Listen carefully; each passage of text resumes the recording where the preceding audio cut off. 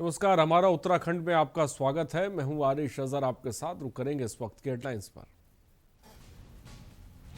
नए कृषि कानून पर किसान संगठनों और सरकार के बीच आज होने वाली बैठक टली, अब कल होगी बातचीत।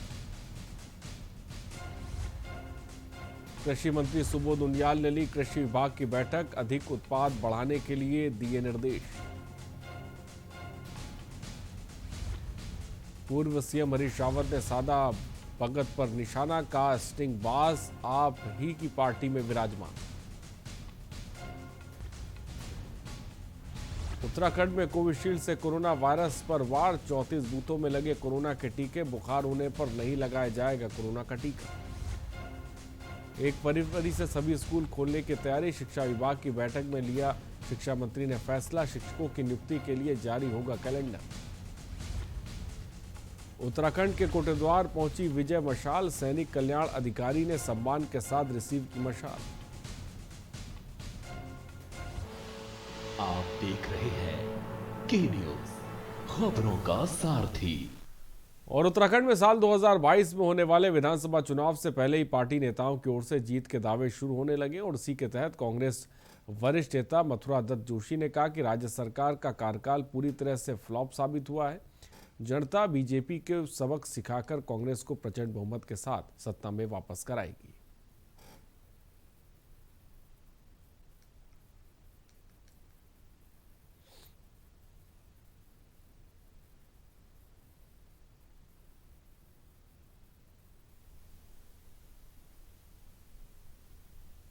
उत्तराखंड की राजनीति में कांग्रेस वर्सेस भारतीय जनता पार्टी होगा और निश्चित रूप से 2022 में भारतीय जनता पार्टी शिकस्त पाएगी और कांग्रेस पार्टी उसको शिकस्त देगी। ये तो भारतीय जनता पार्टी की बी टीम है। आप उनका बयान सुनिए ना। साक्षी महाराज हैं भारतीय जनता पार्टी के वरिष्ठ नेता, उन्होंने क्या कहा ओवैसी के लिए, वो तो उनका धन्यवाद करें। इसी तरीके से ये ला रहे हैं, कुछ लोगों को इस्तेमाल करेंगे। इनको पता है कि इनके प्रकार ने सत्ता प्राप्त करनी है, इसलिए ये कर रहे हैं। लेकिन कहीं आप यहाँ का इतिहास भी देख लीजिए। 2002 के चुनाव में बसपा 7 सीटों पर चुनाव जीती थी। आज बसपा कहाँ है? तीसरा फ्रंट यहाँ मुश्किल से बन रहा है। लोकतंत्र में होना चाहिए, मैं तीसरे फ्रंट का समर्थक हूँ। तीसरा मोर्चा बनना चाहिए, सशक्त प्रहरी के रूप में लगाम लगाने के लिए जरूरी है, लेकिन संभावना नहीं है। और जो राजनीतिक माहौल दिख रहा है उसमें कांग्रेस वर्सेस बीजेपी होगा और 2022 में कांग्रेस पार्टी पुनः सत्ता में आएगी। और बंगलौर में बाकियों के साथ कई अन्य किसान संगठन कृषि कानून का विरोध कर रहे हैं और इस कड़ाके की ठंड में भी दिल्ली बॉर्डर पर बैठे हैं।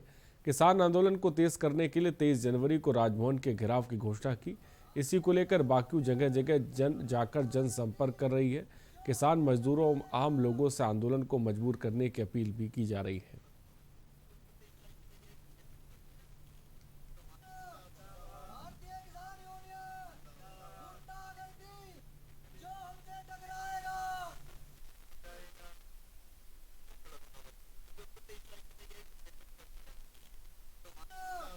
विरोध में लाखों की संख्या में किसान दिल्ली बॉर्डर पर डटे हुए हैं। अब किसान आंदोलन को तेजी लाने के लिए देश के जो प्रदेश हैं उनके गवर्नर हाउस का घेराव करने जा रहे हैं। इसी को लेकर हम बात करेंगे भारतीय किसान यूनियन टिकैत के जिला अध्यक्ष विजय शास्त्री। जानेंगे कि 23 तारीख को किस तरह का घेराव करेंगे। जी शास्त्री जी, 23 तारीख को क्या प्रोग्राम है? ये जो हमारा 3 काले कानून को लेकर दिल्ली में 2 महीने से आंदोलन चला हुआ, तो वहाँ जो हमारी आंदोलन की कमेटी है उस कमेटी में ये तय हुआ कि सुभाष चंद्र बोस जी की जयंती पर 23 तारीख को सभी प्रदेशों के गवर्नर हाउस का घेराव कराया जाएगा काले कानून के विरोध में। उसी क्रम में लेकर हम भी कल दिल्ली से आए, तो हमारे यहाँ भी उत्तराखंड के अंदर देहरादून में कमिश्नर हाउस का हम घेराव करेंगे, गवर्नर हाउस का। और ये जब तक कानून वापस नहीं होंगे तो इसी तरीके से जगह जगह हमारे विरोध प्रदर्शन जारी रहेंगे। ये 24 तारीख को हम फिर किसानों से आह्वान करेंगे कि वो दिल्ली अपने ट्रैक्टर ट्रॉली लेकर दिल्ली कूच कर दें और दिल्ली से फिर किसान, इस बार सौभाग्य होगा किसान का कि वो 26 जनवरी की परेड में अपने ट्रैक्टरों से शामिल होगा। 24 तारीख को 23 में यहाँ घिराव करा जाएगा और 24 तारीख में सभी किसान अपने ट्रैक्टर लेकर दिल्ली के लिए कूच करेंगे 26 जनवरी के लिए। और ये जिस तरीके की तानाशाही रवैया सरकार ने चला रखा है, बारिश में और ठंड में सरकार लगातार सरकार के दरवाजे पर 2 महीने से किसान डटे हुए दिल्ली राजधानी में, और दिल्ली के अंदर किसानों को घुसने नहीं दिया जा रहा। ऐसा राज तो कभी अंग्रेजी शासन में भी हमने नहीं देखा था और नहीं हमने ऐसी उम्मीद करी थी। और हमारे लगभग 70 किसान शहीद हो लिए, लेकिन सरकार को कोई फर्क नहीं पड़ता। ये सरकार तानाशाही चला रही है। ये सरकार पूर्ण रूप से किसान और मजदूर विरोधी सरकार है। और जब देश आज़ाद हुआ था तो देश आज़ाद होने में भी इसी तरीके की कुर्बानियां हुई थी जिस तरीके से अभी ये काले कानून वापस करने के लिए हो रही। हमारा तो एक ही नारा है कि कानून वापसी तो घर वापसी। जब तक कानून वापस नहीं होंगे ना हमारा आंदोलन समाप्त होगा, ना हम घर आओगे। सरकार के खिलाफ हमारा आंदोलन जारी रहेगा। तो ऐसे विजय शास्त्री इनका ये कहना है, जब तक सरकार इन काले कानून को वापस नहीं लेती है तब तक जो किसान है वो धरना प्रदर्शन करते रहेंगे। यानी उसके लिए अकील अहमद मंगलू। उधम सिंह नगर के पंतनगर थाने की पुलिस एक युवक को पूछताछ के लिए ढूंढ रही थी। युवक थाने खुद पहुंच गया और थाने पहुंचते युवक ने पुलिस को बताया कि उसने जहर खाया। इतना सुनते ही पुलिसकर्मियों में हड़कंप मच गया। आनन फानन में थाना पुलिस द्वारा युवक को जिला अस्पताल में भर्ती कराया गया, जहां युवक की हालत गंभीर देखते हुए उसे निजी अस्पताल रेफर किया, जहाँ पर युवक की हालत गंभीर बनी हुई है। पीड़ित के पिता प्यारेलाल चौहान के मुताबिक थाना पंतनगर पुलिस उनके घर पहुंची थी, जहाँ पर उनके बेटे को थाने भेजने के लिए कहा गया, लेकिन उसने जहर खा लिया। पूछताछ के लिए पुलिस ढूंढ रही थी और थाने पहुंचा युवक और उसने बताया कि वो जहर खाया। फिलहाल उसको अस्पताल में भर्ती कराया गया, जहां पर उसकी हालत नाजुक बनी और जहर खाने की वजह पारिवारिक मामला है। देखिए, ये पूरा मामला ये है कि ये अपनी पत्नी से, क्योंकि उसका 3-4 साल पहले लगभग उसका लव मैरिज हुआ था, बाद में पत्नी उसको छोड़ के चली गई थी और उसके बाद उसके ऊपर केस वगैरह कर दिया था। तो पत्नी से थोड़ा जो घर वालों जो ससुराल वाले उनसे परेशान हो गए, उसने शाम को जहर खा लिया और जहर खा के जब थाने पहुँचा तो थाने वालों ने तुरंत उसको हॉस्पिटल में एडमिट करा दिया है। फिलहाल उसकी स्थिति ठीक बनी हुई है। उसके जो भाई की तहरीर है उसके आधार पर एक FIR उसमें लॉन्च कर दी गई है और फिलहाल इसको अभी वॉच पे रखा जा रहा है और उसके जो स्वास्थ्य उसमें इम्प्रूव हो रहा है। ठीक है। अच्छा, तो जब आपके सामने ये आया था वहाँ कोतवाली में तब ठीक था? ये ठीक था। उसके बाद आपको पुलिस ने घर भेज दिया, इसको बैठा लिया वहाँ? हाँ। फिर उसके बाद आपको जो है दोबारा उठा गया? हाँ, दोबारा फिर हमको उठा के लाया घर में से। तब बता रहे हैं इसने जहर खाया है? हाँ, वहाँ नहीं बताया। जब आप पहुँचे हॉस्पिटल में पहुँचे तभी भी नहीं बता रहे कि जहर खाया। वो कह रहे थे हम तो कहाँ से उसमें एक दरोगा है।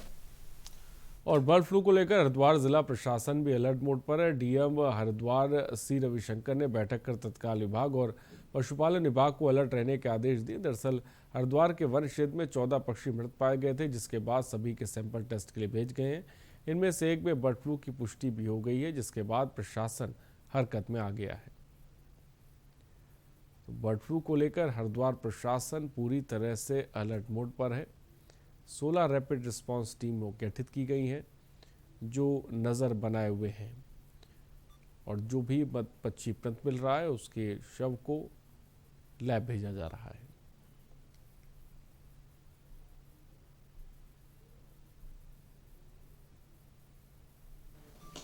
हरिद्वार में जो है बर्ड फ्लू को लेकर के अभी एक स्ट्रैटेजी बनाया है।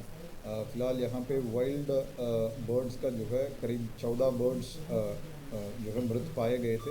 उनमें से एक बर्ड का जो है बर्ड फ्लू जो है पुष्टि हुई है।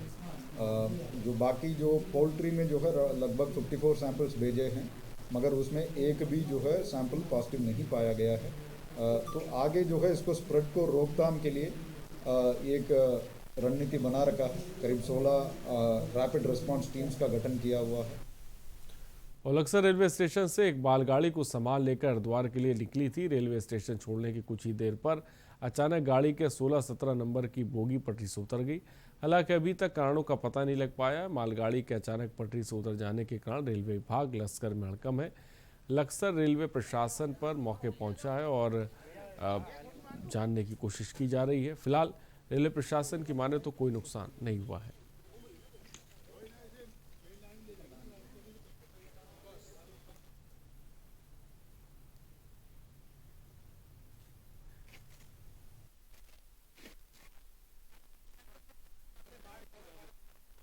सबसे पहले चेक करे, प्रेशर आया, चेक की, सब गाड़ी रिलीज थी, पता नहीं क्या पता है। तो 2 डब्बे उतरे हैं? हाँ, दो गाड़ियों का अगली ट्रॉली। नुकसान कोई किसी प्रकार का? नहीं, नुकसान कोई नहीं। और बाजपुर के गुरुद्वारा सिंह सभा में किसानों की बैठक भारतीय किसान यूनियन के प्रदेश अध्यक्ष परम सिंह पड्डा के नेतृत्व में आयोजित की गई। बैठक में किसानों ने 23 जनवरी को भारी संख्या में ट्रैक्टर ट्रॉली लेकर दिल्ली जाने का आह्वान किया। आपको बता दें, कृषि कानून के विरोध में किसानों द्वारा 16 जनवरी को दिल्ली में ट्रैक्टर रैली का निकालने का आह्वान किया गया था, जिसको लेकर भारतीय किसान यूनियन के प्रदेश अध्यक्ष परम सिंह पड्डा के नेतृत्व में गुरुद्वारा सिंह सभा में किसानों की बैठक आयोजित की गई।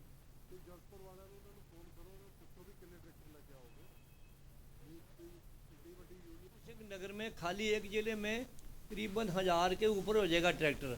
और हमारी हरिद्वार भी बात होगी है, पूरे उत्तराखंड में सब ब्लॉकों में सब जिलों में मेरी बातचीत चल रही है। बहुत ट्रैक्टर हो जाए, गिनती नहीं होगी कितने हो जाएंगे। हरिद्वार से मेरी बात होगी है, वहाँ से भी काफ़ी ट्रैक्टर जाएँ क्योंकि वो नज़दीक पड़ता है। कुछ तो बाजपुर इकट्ठे होंगे, जैसे खटीमा इधर के जो जितने भी है पूर्व की साइड के, वो तो बाजपुर ही आ जाएंगे। और जो जसपुर काशीपुर उधर के हैं वो उधर सीधे निकल जाएंगे मुरादाबाद। और हरिद्वार में नए कृषि कानून के विरोध में निकाली जा रही कांग्रेस की ट्रैक्टर रैली के दौरान कांग्रेसी नेताओं और प्रशासन ने झड़प हुई और कांग्रेस प्रदेश अध्यक्ष प्रीतम सिंह के नेतृत्व में ट्रैक्टर ट्रॉली लेकर पहुंचे सैकड़ों कांग्रेसी कार्यकर्ता बहादुराबाद से जिला कलेक्टर तक विरोध प्रदर्शन करते हुए रैली निकाल रहे थे। एसडीएम ने मौके पर पहुंचकर उन्हें रोकने का प्रयास किया। इस दौरान कांग्रेसी और प्रशासनिक अधिकारियों के बीच झड़प हुई। हालांकि बाद में कांग्रेसी नेताओं ने शांतिपूर्वक विरोध प्रदर्शन करते हुए रैली निकालने का आश्वासन दिया। कांग्रेस प्रदेश अध्यक्ष प्रीतम सिंह ने कहा कि कांग्रेस के केंद्रीय नेतृत्व के आह्वान पर कांग्रेसी कार्यकर्ता 55 दिन से राजधानी दिल्ली में धरना दे रहे हैं। हितों के विपरीत 3 काले कानून लोकसभा और राज्यसभा में पारित करने का काम किया, जिसका विरोध किसान सड़कों पर उतर करके करने का काम कर रहा है। दिल्ली की सीमाओं पर किसान जो है लगभग पिछले 55 दिनों से बैठा हुआ है। कई दौर की बात केंद्र सरकार से हो चुकी है, लेकिन 3 काले कानून वापस नहीं हुए हैं। राष्ट्रीय अध्यक्ष सोनिया गांधी जी ने, राहुल गांधी जी ने कांग्रेस जनों का आह्वान किया है कि किसानों की इस लड़ाई में कांग्रेस किसानों के साथ लाभप्रद होने का काम करे। और उसी कड़ी में आज यहाँ हरिद्वार में ट्रैक्टर रैली का आयोजन किया गया है, जो रोशनाबाद जिलाधिकारी कार्यालय तक जाएगी। और हम ये संकेत देना चाहते हैं, हम केंद्र की सरकार से आग्रह करना चाहते हैं कि तत्काल प्रभाव से 3 काले कानून वापस। और उत्तराखंड में विधानसभा चुनाव से पहले राष्ट्रीय लोकदल ने भी अपनी चुनावी जमीन तलाशनी शुरू कर दी। इसके लिए पार्टी ने अपनी संगठन विस्तार करना शुरू कर दिया है। हरिद्वार में राष्ट्रीय लोकदल के प्रदेश अध्यक्ष रतन लाल लखेड़ा ने पार्टी के ओबीसी प्रकोष्ठ के प्रदेश अध्यक्ष पद की घोषणा की। पत्रकारों से बातचीत में उन्होंने कहा कि उत्तराखंड में उन्होंने संगठन को मजबूत करने का काम शुरू कर दिया है। विधानसभा चुनाव से पहले संगठन विस्तार के साथ ही वो जन सरोकार से जुड़े मुद्दों को उठाएंगे। उत्तराखंड में हम पार्टी को, संगठन को मजबूत करेंगे और जो भी विकास कार्य नहीं हो रहे हैं पूरे उत्तराखंड में, उसमें जगह जगह जाके हम वहाँ देखेंगे, बात करेंगे, संगठन को मजबूत करके कि भाई कहाँ काम हो रहा है, कहाँ नहीं हो रहा, उन मुद्दों के लिए हम आंदोलन करेंगे। हमारा मेन मकसद है बेरोजगारों के लिए लड़ाई लड़ना। मेन तो हम बेरोजगार पहले भी लड़ते आए हैं, अब भी लड़ेंगे वो। और पत्रकारों को जो हमने कहा कि जो पेंशन उनमें 5,000 मिल रही थी, हम चाहते हैं जैसे अन्य प्रदेशों में मिल रहा है 15,000 रुपये मिल रहा है, तो 15,000 रुपये पेंशन होनी चाहिए। भाजपा और कांग्रेस को छोड़ के राष्ट्रीय लोकदल उत्तराखंड में जितने भी दल हैं सबसे संपर्क करेगा और एक मोर्चा तैयार करने की कोशिश करेगा कि मोर्चा तैयार हो और आगे आने वाले विधानसभा चुनाव में 2022 का जो चुनाव होगा उसमें जहां जिसकी सीटें मजबूत होंगी वो अपना लड़े। और देहरादून विधानसभा में कृषि मंत्री सुबोध उनियाल ने विधानसभा में कृषि विभाग की बैठक ली। मंत्री सुबोध उनियाल ने उद्यान एवं कृषि विभाग को अधिक उत्पाद बढ़ाने के निर्देश दिए। उन्होंने कहा कि विभाग के आधुनिकीकरण पर बल दिया जाए और विभाग का डिजिटल रूप देते हुए निष्क्रिय पड़ी वेबसाइट को अपडेट किया जाए। वेबसाइट में ऐसे वीडियो अपलोड किए जाएंगे जिससे किसान योजनाओं को सरलता से समझा जा सके। इसका उद्देश्य सरकार की योजनाओं को अधिक प्रभावी ढंग से कृषकों तक पहुंचाना है और विभागीय गतिविधियों की मॉनिटरिंग करनी है। विषय हम लोग बनाने जा रहे हैं, जिसके माध्यम से सरकार की जितनी योजनाएं हैं उनकी जानकारी किसान को प्राप्त हो सके, और साथ साथ जानकारी के साथ साथ उसमें मॉनिटरिंग का प्रोविजन भी उसमें MIS के माध्यम से किया जाए, जिससे कि विभागीय जो हमारे अधिकारी हैं, जो फील्ड के कर्मचारी उनके काम उनका काम की एफिशिएंसी को मॉनिटर भी किया जा सके। और जो वेबसाइट में तमाम तरह की सक्सेस स्टोरी ताकि किसान उससे इंस्पायर हो, तमाम उस तरह से जो हमारे कंसोलिडेशन का कंसेप्ट है कि चकबंदी के क्या फायदे हैं, इससे किसान को जानकारी उसको प्राप्त हो सके, क्योंकि पहाड़ में उत्तराखंड में अब कक्षा 6 से 11 तक के सभी छात्र छात्राओं के लिए फरवरी से स्कूल खोले जाएंगे और इसे लेकर शिक्षा मंत्री अरविंद पांडे ने अधिकारियों की बैठक लेते हुए जल्द प्रस्ताव कैबिनेट को भेजने के निर्देश दिए। शिक्षा मंत्री के अनुसार 1 फरवरी से कक्षा 6 से 12वीं तक के सभी स्कूल खोले जाएंगे और मंत्री अरविंद पांडे ने आज सचिवालय में प्रदेश में शिक्षा, शिक्षण और शैक्षणिक कार्यों की स्थिति जानने के लिए शिक्षा विभाग के अधिकारियों की बैठक ली।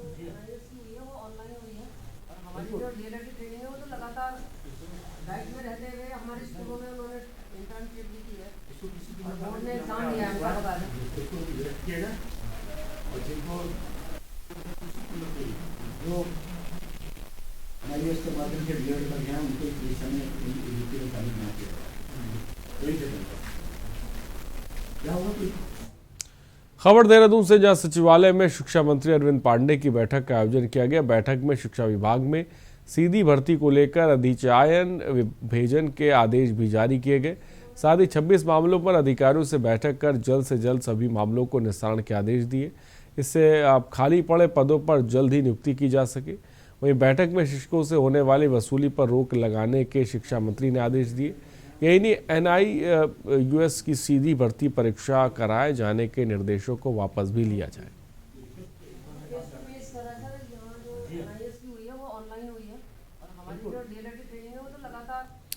खबर हरिद्वार से, जहां उत्तराखंड गौ सेवा आयोग के उपाध्यक्ष के कैंप कार्यालय का उद्घाटन किया गया। यह उद्घाटन कुंभ मेले को लेकर किया गया।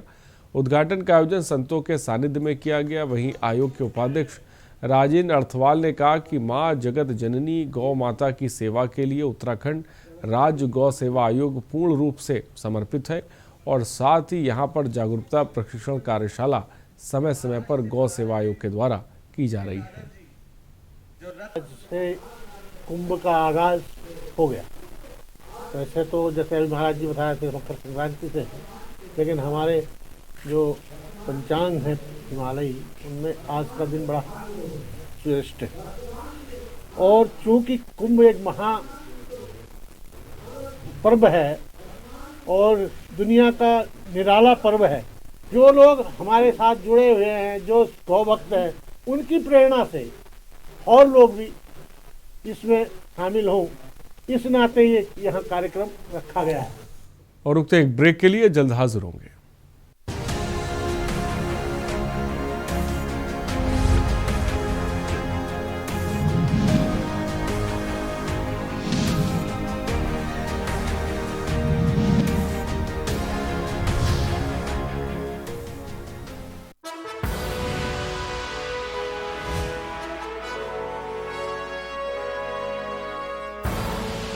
आप देख रहे हैं के न्यूज, खबरों का सारथी।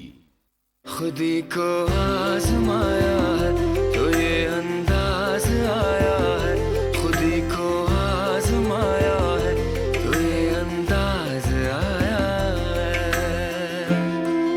तुम में भी मैं हूं, शुद्ध प्लस पान मसाला।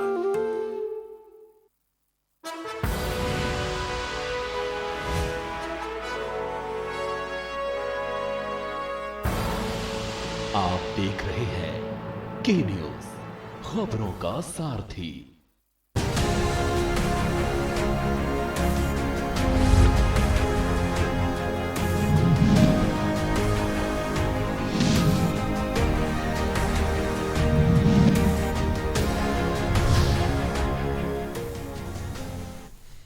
ब्रेक के बाद आपका स्वागत है। खबर काशीपुर से, जहां भाजपा विधायक हरभजन सिंह चीमा ने दबी जुबान से कृषि कानून को लेकर किसानों का समर्थन किया।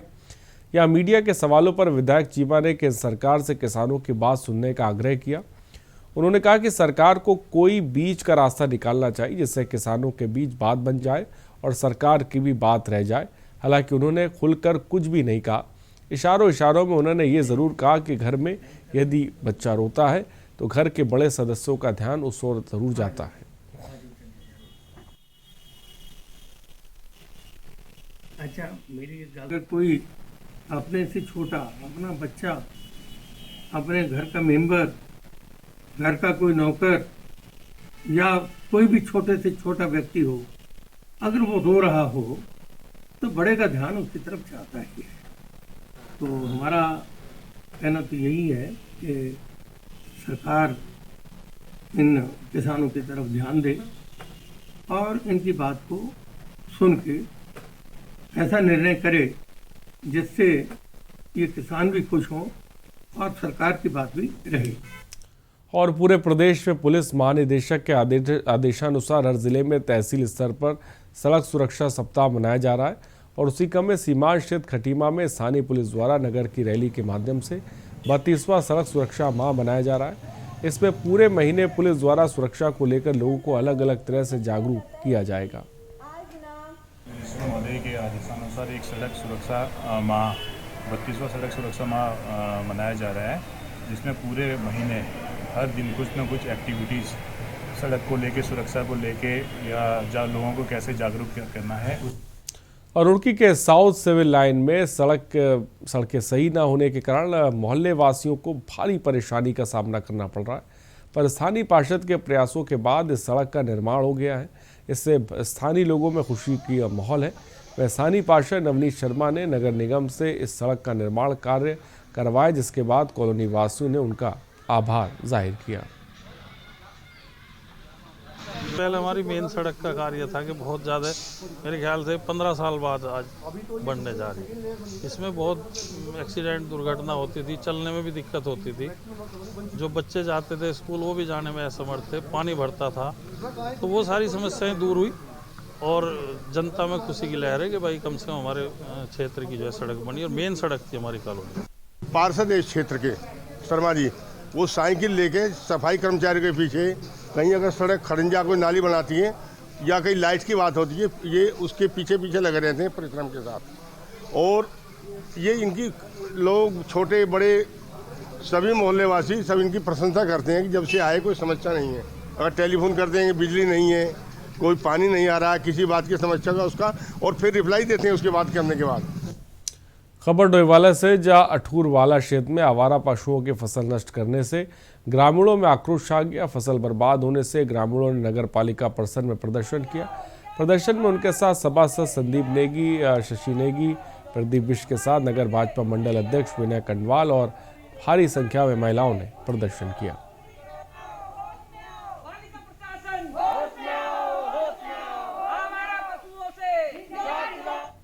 बागेश्वर के मैदानी क्षेत्रों में सुबह से कोहरा और पाला पड़ने से स्थानीय लोगों को परेशानियों का सामना करना पड़ रहा है। सुबह के कोहरे की धुंध से अब राहगीरों को भी चलना मुश्किल हो रहा है। पाले से खेतों पर भी इसका प्रभाव पड़ा है, तो वहीं लगातार बढ़ती ठंड से बड़े बुजुर्गों का जीना मुहाल हो गया है।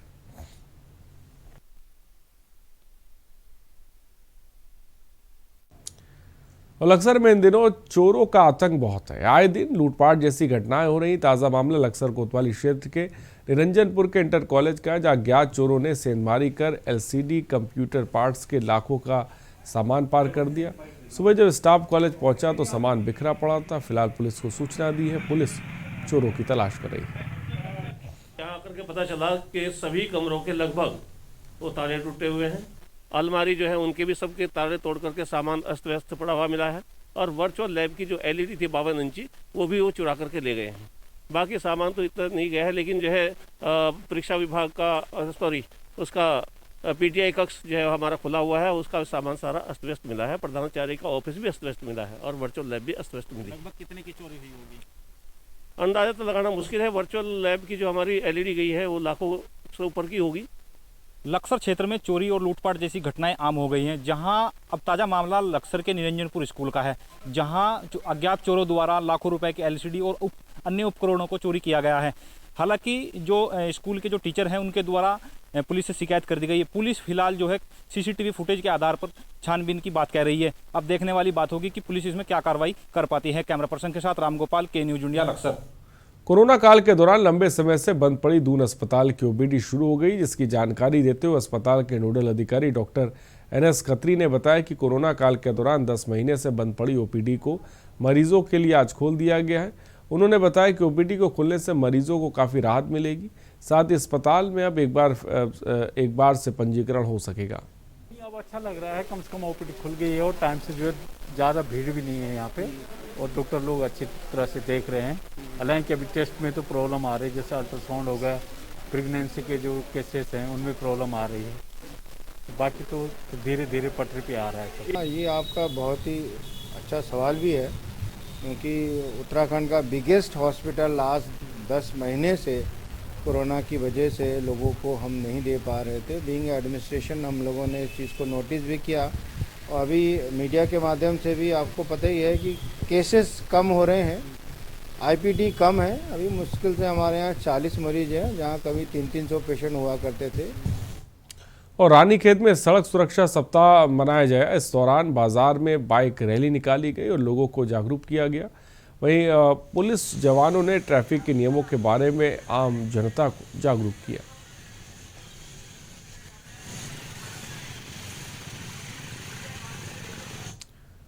खबरों में इतना ही, बने रहिए हमारे साथ। नमस्कार।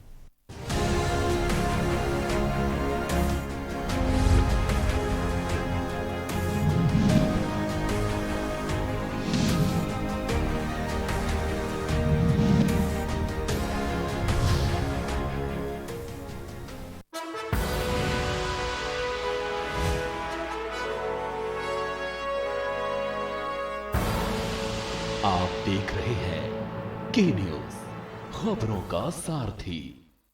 मस्त है, बड़े मस्त है, टेस्ट में भी लज्जत है। बावर्ची की सोया बड़ी, बावर्ची न्यूट्री सोया बड़ी, और टेस्ट में बड़े मस्त है।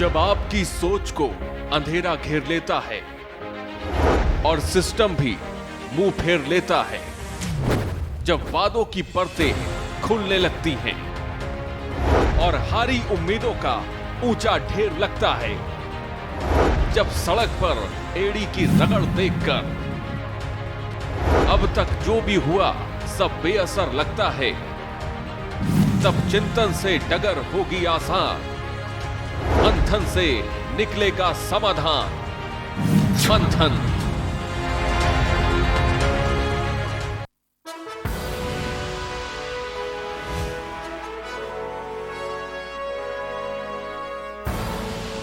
आप देख रहे हैं के न्यूज, खबरों का